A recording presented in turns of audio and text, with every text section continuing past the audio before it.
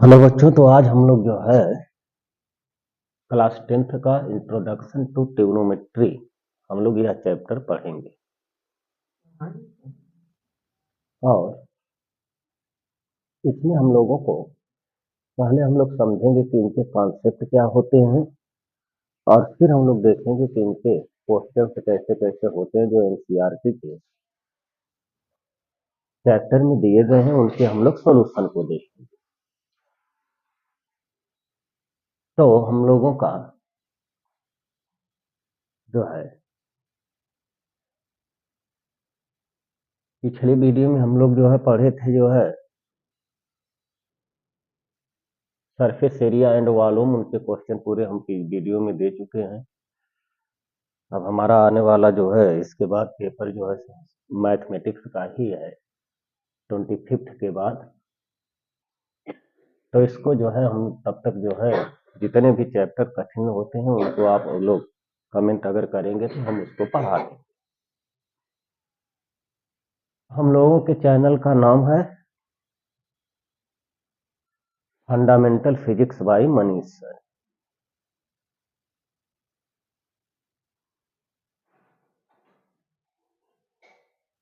आइए तो हम लोग पहले इसको देखते हैं कि इसमें सबसे पहला कॉन्सेप्ट होता है ट्रिग्नोमेट्रिकल रेशियोज क्या होते हैं।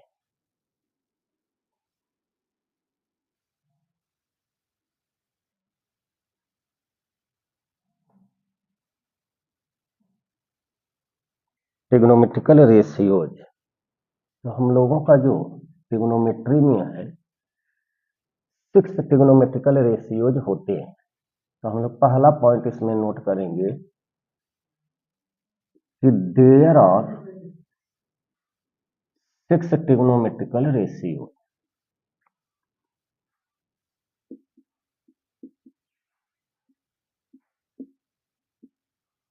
तो हम लोगों के पास टोटल 6 ट्रिग्नोमेट्रिकल रेशियोज होते हैं और इनको हमको लर्न भी होना चाहिए। तो उसमें जो पहला होता है वह हमारा है साइन थीटा, दूसरा है कॉस थीटा, फिर tan theta, cot theta, sec theta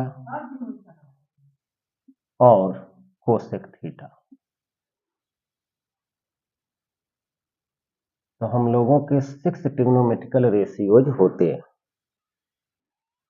इसमें जो थीटा होता है, यह थीटा हमारा जो है एक जनरल एंगल कहलाता है।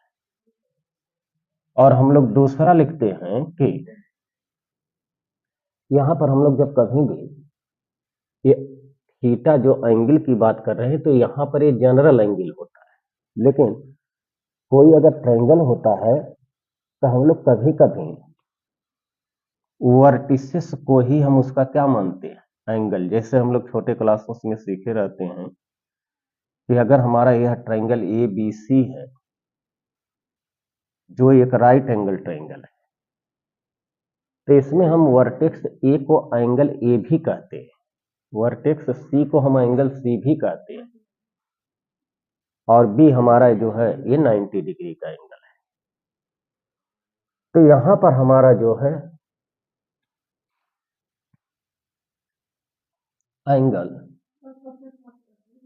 ई एंड एंगल सी जो हमारे हैं वो एक्यूट एंगल है। एक्यूट एंगल का मतलब जो है लेस देन 90 डिग्री। तीसरा पॉइंट अब हम लोग नोट करेंगे कि यह जो ट्रिग्नोमेट्रिकल रेशियोज जो यूज किए जाते हैं ये हमेशा राइट एंगल ट्रायंगल के लिए यूज किए जाते हैं। तो applied for right angle triangle,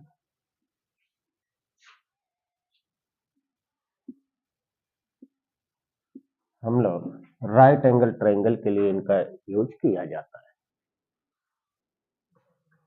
इसमें जो थीटा है ये तो जनरल है, लेकिन हमारे जो ए सी और ये जो बी है, ये हम लोग एंगल का नाम कुछ भी रख सकते हैं, लेकिन हमेशा जब भी ये लगाएंगे तो ए और सी हमारे एक्यूट एंगल होने चाहिए। फिर हम लोग जो है चौथे पॉइंट में हम लोग कहते हैं कि दो ट्रिग्नोमेट्रिकल रेशियोज, जैसे हम लोग ये कहें कि sine A is equal to sine B है, हमारा दो ट्रिग्नोमेट्रिकल रेशियोज आपस में बराबर है, इक्वल है, लेकिन ये कब पॉसिबल है? तो हमारे दो ट्रिग्नोमेट्रिकल रेशियोज इक्वल अगर होने हैं तो यह क्लियर है कि यह तभी पॉसिबल है when angle A is equal to angle B होना चाहिए। मीनिंग ये हुआ कि दो ट्रिग्नोमेट्रिकल रेशियोज इक्वल तब होंगे जब उनके एंगल आपस में इक्वल होते हैं, या हम लोग ये कहें कि अगर दो एंगल इक्वल हैं तो उस पर जो भी ट्रिग्नोमेट्रिकल रेशियोज ऑपरेट करेंगे वह भी आपस में क्या होंगे? इक्वल होंगे। तो अगर दो ट्रिग्नोमेट्रिकल रेशियोज इक्वल हैं तो वो तभी पॉसिबल है जब उनके एंगल इक्वल हो। अब दो एंगल अगर इक्वल हैं तो उस पर जो भी ट्रिग्नोमेट्रिकल रेशियोज ऑपरेट करेंगे वह भी आपस में इक्वल होंगे। तो हम लोग इफ एंड ओनली इफ, इस साइन को बोलते हैं इफ एंड ओनली, कि कोई कॉन्सेप्ट अगर इधर से ट्रू है, यहां से इधर ट्रू है, तो अगर इधर से इधर भी ट्रू होगा। माने कोई अगर हमारा फॉरवर्ड से अगर यह दिस इज इक्वल टू अगर है तो ये भी करेक्ट है, और अगर यह करेक्ट है तो फिर यह भी करेक्ट होगा। जैसे इसी में हम अगर यह कह दें कि angle P is equal to angle Q है, यह दोनों एंगल इक्वल कह रहा है, तो इसका मीनिंग यह है कि हम इस ट्रिग्नोमेट्रिकल रेशियोज पर कोई भी, इस एंगल पर कोई भी ट्रिग्नोमेट्रिकल रेशियोज ऑपरेट अगर करेंगे तो वो ट्रिग्नोमेट्रिकल रेशियोज भी आपस में इक्वल होंगे।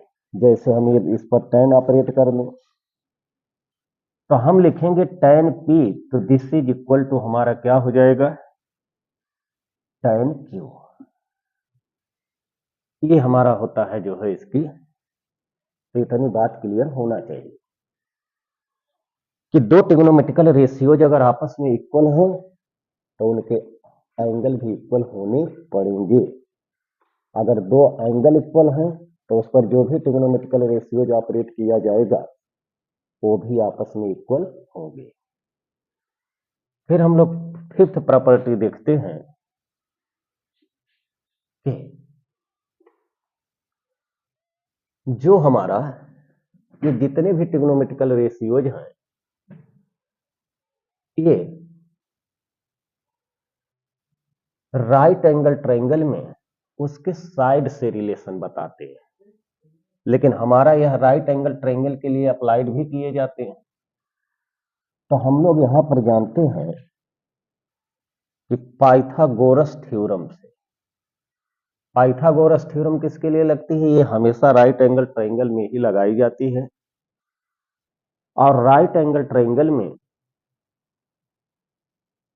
अगर दो साइड नोन है तो तीसरी साइड को फाइंड करने के लिए अप्लाइड किया जाता है। सब हम लोगों को अगर बेसिक कॉन्सेप्ट लर्न रहेंगे तभी हमारे क्वेश्चन जो है बन सकते हैं। ट्रिग्नोमेट्री को लोग बताते हैं बहुत कठिन है, लेकिन ये बहुत ही सिंपल है, लेकिन अगर कॉन्सेप्ट क्लियर है तो पाइथागोरस थ्योरम के लिए हम लोग ये कहते हैं कि हम यह जो राइट एंगल ट्रायंगल है बी, इसके ठीक सामने हमारा क्या होता है, हाइपोटेनस होता है। 90 डिग्री के ठीक सामने हाइपोटेनस है। फिर अगर हम मान लें कि यह एंगल हम थीटा कह रहे हैं, हालांकि इस एंगल को हम ए भी, ये तो जनरल एंगल हम मान रहे हैं, लेकिन हम इस एंगल को ए भी मान सकते हैं। तो अगर यह एंगल थीटा है तो थीटा के ठीक सामने वाला जो एंगल होता है, ठीक सामने वाली जो साइड होती है, उसको हम लोग जो है परपेंडिकुलर बोलते हैं, और जो अदर साइड बची उसको हम लोग बोलते हैं बेस बोलते हैं। तो थीटा के ठीक सामने हमारा जो है परपेंडिकुलर होता है, या जिस एंगल को देख रहे हैं उसके ठीक सामने परपेंडिकुलर होता है। 90 डिग्री के सामने की जो साइड होती है वो हमेशा हाइपोटेनस होती है, और जो अदर तीसरी साइड जो है रिमेनिंग होती है उसको हम लोग बेस कहते हैं। तो पाइथागोरस थ्योरम ये कहता है कि हाइपोटेनस का जो स्क्वायर होता है वो होता है बेस का स्क्वायर। तो यहां के लिए हाइपोटेनस हमारा एसी है, बेस हमारा ए बी है, बेस का स्क्वायर प्लस परपेंडिकुलर का स्क्वायर। इसी को हम लोग शॉर्ट में अगर लिखते हैं तो हाइपोटेनस का square is equal to base का स्क्वायर प्लस परपेंडिकुलर का स्क्वायर। अब हमको अगर दो साइड मालूम हो तो तीसरी साइड हम इसमें इस फार्मूले से निकाल सकते हैं। तो पाइथागोरस थ्योरम से राइट एंगल ट्रायंगल में किसी साइड को नोन करने के लिए यूज की जाती है, और जबकि उसमें दो साइड अगर गिवन है तो तीसरी साइड हम लोग इससे निकाल सकते हैं। ये तो हमारा हो गया जो है इनके कॉन्सेप्ट होते हैं। लेकिन हम यहां पर अभी एंगल जो है इसको हम एंगल ए ही मानते हैं, और इसको हम एंगल सी ही मानते हैं, क्योंकि हम लोगों को इससे जो है फार्मूला डिराइव करना है। तो अब यहां के लिए हम लोग ये याद रखेंगे, एक कॉन्सेप्ट होता है कि जैसे हम लोग यह लिखें साइन ऑफ एंगल ए, इसमें एक चीज और होता है कि हमारा जो है पॉइंट नंबर 6 में ये है कि जो हम लोग लिखते हैं साइन ए, यह हमारा मीनिंगफुल है, लेकिन हम इसको यह लिख दें sine into a, sine into product of sine product of a, या अगर ए ऐसा लिखते हैं तो इसको हम लोग बोलते हैं मीनिंगलेस। इसकी कोई भी मीनिंग नहीं होती है। जब भी हमारा होता है, अगर यह साइन के साथ चाहे जितने भी ट्रिग्नोमेट्रिकल रेशियोज लिखे गए हैं, अगर इनके साथ हम कोई एंगल नहीं यूज करते हैं तो फिर इनका कोई मीनिंग नहीं होता है। कोई भी ट्रिग्नोमेट्रिकल रेशियो तभी डिफाइंड होते हैं जब उसके साथ एंगल लगा होता है। अगर ये एंगल नहीं लगा है तो फिर इसका कोई मीनिंग नहीं होती है। फिर हम लोग 7th पॉइंट देखते हैं कि जैसे साइन का जो हम लोगों को कभी कभी ये पूछता है एब्रेविएशन फॉर्म, एब्रेविएशन फॉर्म, एब्रेविएशन का मीनिंग ये होता है शॉर्ट फॉर्म। अब हमारा जो साइन होता है यह इसका जो फुल नेम होता है, तो इसको हम लोग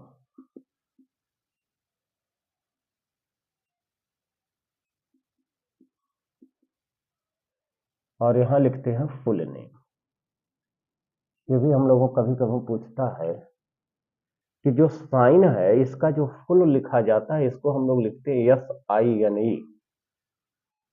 तो जो जो साइन है हमारा SINE, इसका जो एब्रेविएशन फॉर्म है वो हमारा होता है साइन। ई को हटा दिया जाता है। इसी तरह हम लोग लिखते हैं कॉस। कॉस इसका शॉर्ट फॉर्म है, लेकिन इसका फुल फॉर्म जो है वो कोसाइन होता है। इसी तरह हम लोग टैन जो शॉर्ट फॉर्म लिखते हैं इसको हम लोग टेंजेंट, इसका फुल फॉर्म होता है। इसी तरह हम लोग कॉट लिखते हैं तो इसका कॉटेंजेंट होता है। फिर जो सेक होता है इसका सेकेंट होता है। फिर हम लोग कोसेक जो शॉर्ट फॉर्म में लिखा करते हैं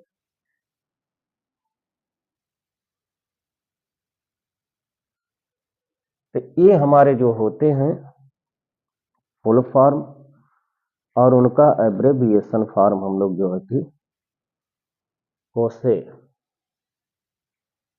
होता है। कोसेकेंट ये हमारा जो होता है यह इनके, तो यह भी हम लोगों का एक कॉन्सेप्ट है कि साइन का जो फुल नेम होता है वो वास्तव में SINE ही होता है। कॉस का कोसाइन होता है, टैन का टेंजेंट, कॉट का कोटेंजेंट, सेक का होता है सेकेंट, और कोसेक का जो फुल फॉर्म होता है कोसेकेंट होता है। तो ये भी हम लोगों को कभी कभी काम ही देगा, तो इसलिए ये सब चीजें हम लोगों को लर्न रखना है। तो ये तो हमारे थे जो है फंडामेंटल कॉन्सेप्ट ऑफ ट्रिग्नोमेट्री। अब इसमें जो पहला हम लोगों के जो सिलेबस की चीज है, हालांकि यह चीज हम जो है फंडामेंटल फिजिक्स में पढ़ा चुके हैं, अगर वहां से भी अगर आप तैयार करें तो सारे कॉन्सेप्ट आपको मिल जाएंगे, लेकिन यह सिर्फ पर्टिकुलर 10th बेस के लिए, 10th के लिए ही दे रहे हैं, क्योंकि इनका एग्जाम सामने है। तो इसलिए हम इस समय सिर्फ जो है यह शॉर्टकट में ही यहाँ पर पढ़ाया जा रहा है। वहां पर पूरा जो है हम ट्रिग्नोमेट्री को बहुत ज्यादा लेवल तक दिया गया है। जो हमारा वो मैथ, फिजिक्स, केमिस्ट्री सबके लिए वो वैलिड है, और ये भी हमारा सबके लिए वैलिड है। तो अब हम लोगों को यह याद रखना है कि जो इसमें पहला जो कॉन्सेप्ट है कि रिलेशन बिटवीन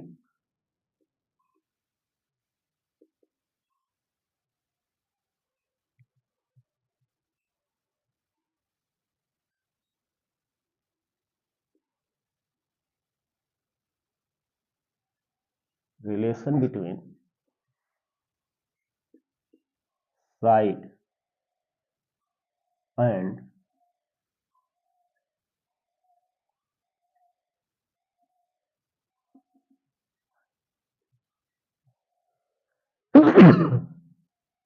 इसमें जो पहला कॉन्सेप्ट हम लोगों को देखना होगा, साइड और एंगल का क्या रिलेशन होता है किसी राइट एंगल ट्रायंगल में सभी ट्रिग्नोमेट्रिकल रेशियोज का। तो इसमें जो पहला हम लोगों का फार्मूला बनता है कि sine A is equal to, तो साइन ए है तो एंगल ए के अकॉर्डिंग यह परपेंडिकुलर, हाइपोटेनस और बेस होता है। तो sine A is equal to होता है परपेंडिकुलर अपॉन हाइपोटेनस, और जो कॉस ए होता है वह बेस अपॉन हाइपोटेनस होता है, और जो टैन ए होता है वह परपेंडिकुलर अपॉन बेस होता है। तो ये हम लोगों को तीन फार्मूले ये लर्न होने चाहिए इसकी जो शॉर्ट ट्रिक है वो भी हम बताते हैं, लेकिन शॉर्ट ट्रिक हम लोगों का काम ज्यादा नहीं देता है, क्योंकि जब तक हम वो बनाएंगे तब तक हमारे जो है अदर क्वेश्चन छूट जाने की प्रोबेबिलिटी होती है। इसलिए हमको यह जितना ही लर्न रहे फ्रीक्वेंटली, हम जितना यूज कर पा रहे हैं अपनी फिगर के हिसाब से, उतना ही बेटर होगा। तो इसको हम लोग लर्न करेंगे कि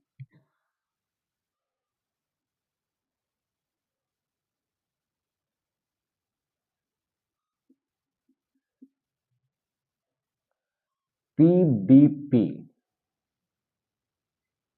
पीबीपी अपॉन एच बी, बस इतना हमको ध्यान रखना है। लेकिन हम लोग कभी कभी इसमें जो है गड़बड़ हो जाता है कि ये है क्या। तो अब देखिए यहां पर जो पहला फार्मूला हम लोगों का बना है, ये हो गया किसका, sine. Sine A is equal to होता है परपेंडिकुलर अपॉन हाइपोटेनस। ये हमारा जो है यह कॉस ए हो गया। हमारा ये तो एंगल ए, हमने इसमें एक पर्टिकुलर एंगल ही मान लिया है। एंगल तो हमारा कुछ भी माना जा सकता है, theta phi A B C P Q R, वो कुछ भी हो सकता है, लेकिन यहां के लिए हम दे रहे हैं। और जो यह है, ये है हमारा tan ए। तो हम लोग लिखेंगे, याद रखेंगे P B P I upon H B. तो इसको हम लोग जो है कि याद रखेंगे। वैसे अगर ये लर्न रहे इस तरह से तो ये और भी बेटर होता है। अब यही जो हम लोगों को यह तीन फार्मूले तो पूरे लर्न होने चाहिए, लेकिन हम अभी दूसरे पॉइंट में अभी हम बताते हैं जो है, जो tan होता है वह काट का रेसिप्रोकल होता है। तो काट ए इज इक्वल टू हो जाएगा क्या, बी अपॉन पी। tan ए बराबर ऐसा है तो काट इसका रेसिप्रोकल है तो बी बाई पी हो जाएगा, बेस अपॉन परपेंडिकुलर हो जाएगा। और जो कास है वह सेक का रेसिप्रोकल होता है। तो सेक ए इज इक्वल टू, कास हमारा बेस अपॉन हाइपोटेनस है, तो ये हो जाएगा हाइपोटेनस अपॉन बेस हो जाएगा। और जो कोसेक होता है, जो हम लोग शॉर्ट फॉर्म में ही यूज किया जाता है, लॉन्ग फॉर्म यूज नहीं किया जाता है। कोसेक ए जो होगा यह साइन का रेसिप्रोकल है। तो sine is equal to perpendicular upon hypotenuse है, तो कोसेक हमारा हो जाएगा हाइपोटेनस अपॉन परपेंडिकुलर हो जाएगा। तो ये हम लोगों को अगर यह तीन ठो लर्न रहे तो बाकी का हम लोग जो है कि बना तो लेते हैं उल्टा करके, लेकिन एग्जाम में हम लोग उल्टा करके बनाएंगे नहीं, या तो फिर एकदम लर्न रहे। तो वहां पर हम लोग जब तक जो है कि उल्टा करके सोचते हैं, इसमें कंफ्यूजन बहुत ज्यादा होते हैं। इसलिए वो तो काम चलाने के लिए हम लोग जो है कि यह चीज लिख देते हैं, लेकिन यह जितना ही फ्रिक्वेंटली लर्न रहेगा उतना ही फ्रिक्वेंटली हम उसका यूज कर पाए। तो इसलिए लर्न रहे तो बहुत अच्छी बात है, और नहीं तो ये तीन ठो तो लर्न रखना ही पड़ेगा, नहीं तो इसको हम ऐसे निकाल लेते हैं, तब हम लोगों का जाकर स्पीड मिलता है। नहीं तो फिर तो ये शॉर्ट ट्रिक है, ये रेसिप्रोकल है, तो हम अभी बता रहे हैं कि रेसिप्रोकल जो होते कौन कौन होते हैं। तो हम लोग इसके दूसरे पॉइंट में लिखेंगे कि relation between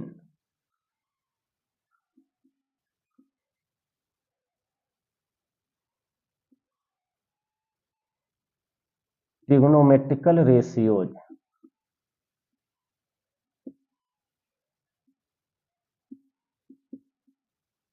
two trigonometrical ratios. Meaning ये है कि ट्रिग्नोमेट्रिकल रेशियोज का आपस में क्या रिलेशन होता है। तो इसमें हम लोग यह याद रखते हैं कि जो काट होता है, जो काट है वो हमारा किसका रेसिप्रोकल है? 1/tan का। या ये भी बोल सकते हैं कि tan जो होता है वो हमारे काट का रेसिप्रोकल होता है। सिमिलर वेज में हम कह सकते हैं कि जो सेक होता है, जो हमारा सेक है वो हमारा कॉस का रेसिप्रोकल होता है, और जो हमारा कोसेक होता है वो हमारा साइन का रेसिप्रोकल होता है।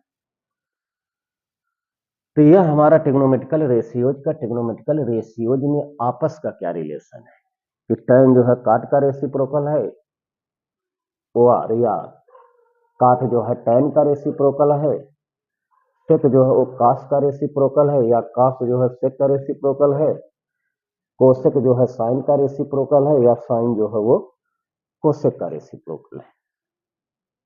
तो ये तो हम लोगों का ये हो गया कि इनका क्या रिलेशन है। यहीं पे हम लोग यह भी याद रखेंगे कि जो tan थीटा होता है, ये tan ए या tan थीटा, यह इज इक्वल टू होता है sign A upon cos A भी होता है। अब काट इसी का रेसिप्रोकल है, तो हम लोग यह लिखेंगे कि कॉट ए बराबर, तो cot A is equal to हो जाएगा कॉस ए अपॉन साइन ए।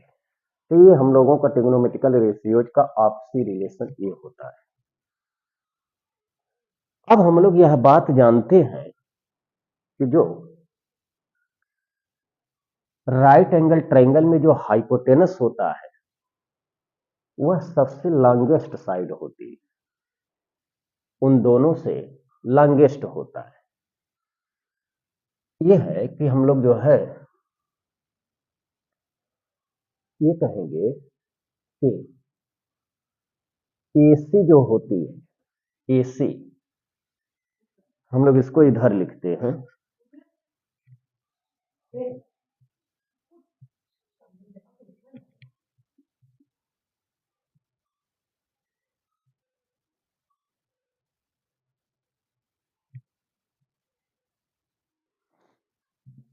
हम लोग इसको इधर लिखते हैं कि जो AC है वो है ग्रेटर देन है क्या? AB। हाइपोटेनस सबसे लॉन्गेस्ट साइड होती है इन दोनों से, बेस और परपेंडिकुलर से, और यही AC जो होगी वह ग्रेटर देन BC भी होगी। अब देखिए यहां से हम लोगों की जो वैल्यू निकालना हमको चाहिए साइन। साइन ये जो होता है वो परपेंडिकुलर अपॉन हाइपोटेनस होता है, या इसी को हम लोग जो है हिंदी के लिए लाल अपॉन कक्का याद रखते हैं। तो लंब बटे लंब अपान कर्ण होता है, आधार अपान कर्ण होता है, और लंब बटे आधार होता है। ये यूपी बोर्ड वाले जो है अपना याद रखते हैं, और ये हम लोग अपने लिए रखते हैं CBSE बोर्ड के लिए। तो जब हमारा AC जो हाइपोटेनस हो सबसे लॉन्गेस्ट साइड है इस ट्रायंगल की, तो अब देखिए हमारा जो साइन ये होता है वो हमारा हो जाएगा परपेंडिकुलर अपॉन हाइपोटेनस। हाइपोटेनस हमारा लॉन्गेस्ट साइड है, तो जब यह हमारी लॉन्गेस्ट P से यह लॉन्गर है, तो इसकी H की वैल्यू जो है वो P से ज्यादा है, लेंथ है ये, तो हम लोग लेंथ मेजर करते हैं, इसके ट्रायंगल की लेंथ को ही मेजर करते हैं यहां पर।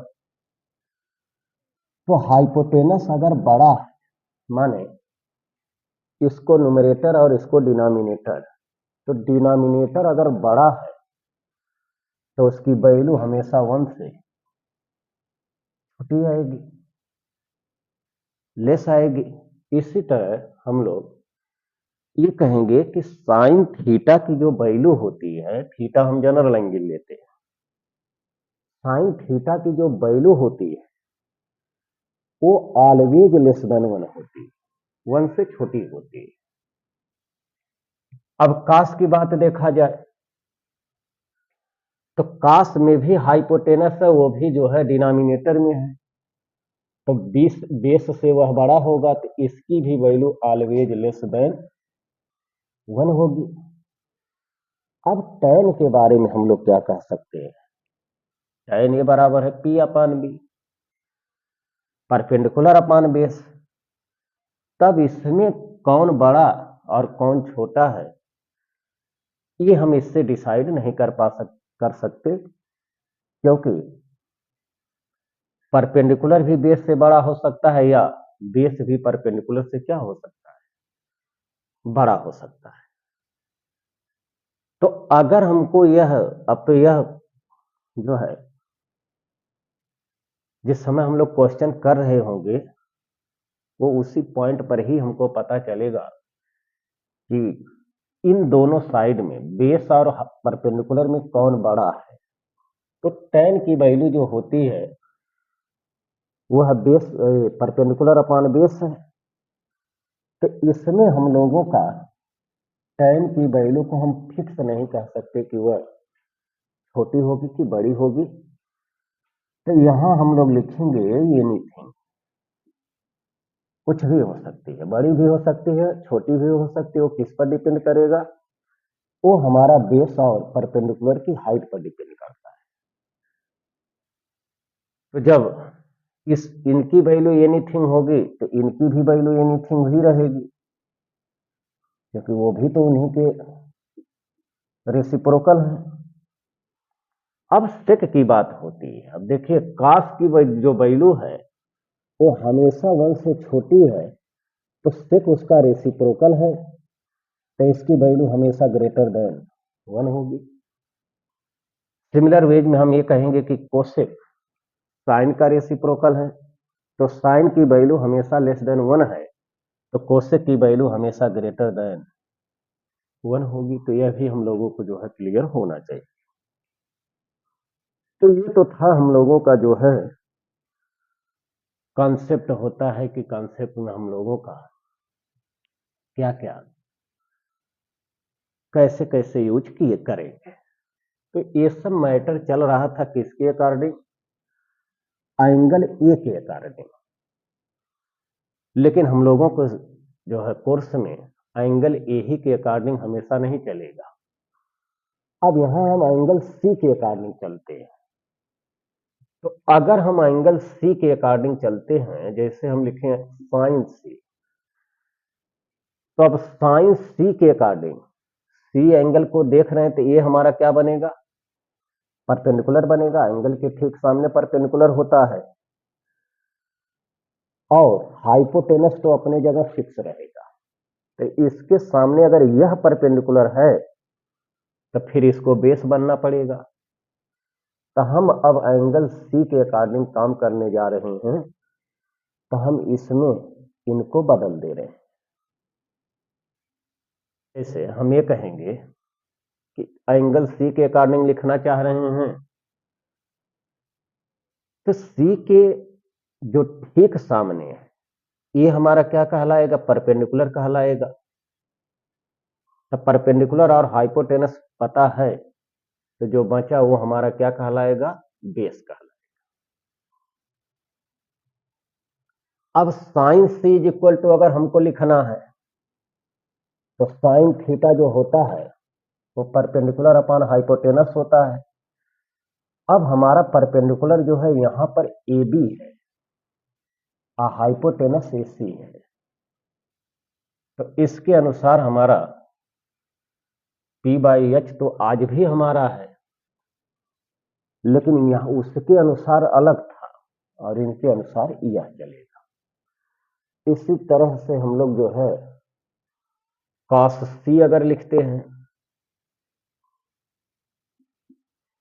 तो ये होता है बेस अपान हाइपोटेनस, लेकिन यहां पर बेस जो है वो BC है साइन सी के अनुसार, ये एंगल सी के अनुसार BC अपान AC होगा। फिर tan C is equal to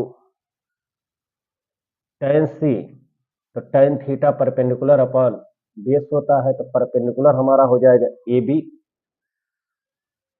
आई हो जाएगा बी सी हो जाएगा। बाकी सब रेसिप्रोकल होते हैं। अगर हमको काट सी निकालना है तो यह B C upon A B होगा, और सेक सी अगर लिखना है तो यह हमारा हो जाएगा, कास का रेसिप्रोकल होता है तो ये हो जाएगा ए सी अपान बी सी हो जाएगा। अब हम लोगों का तीसरा जो होता है वो लास्ट जो होता है वो कोसेक सी होगा।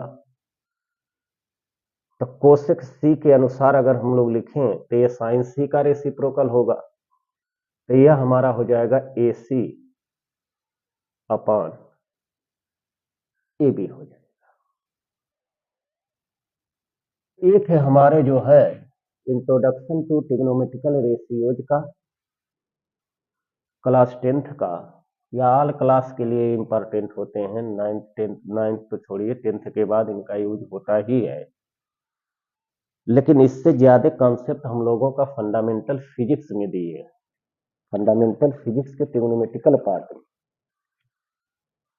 जो हम लोगों को वहां पर वो नीट आईआईटी के लिए वेरी वेरी इंपॉर्टेंट होते हैं। ये तो हम लोग जो है कि 10th बेस के लिए सिर्फ बनाए हैं। तो ये हमारा जो है कि ये कॉन्सेप्ट है। अब हम लोग आते हैं एक्सरसाइज। अब मैथमेटिक्स का जब पेपर है तो जो भी चैप्टर आपको कठिन लगते हैं उस चैप्टर को अगर आप कमेंट करके बताएंगे तो हम उस चैप्टर की वीडियो जरूर डालें।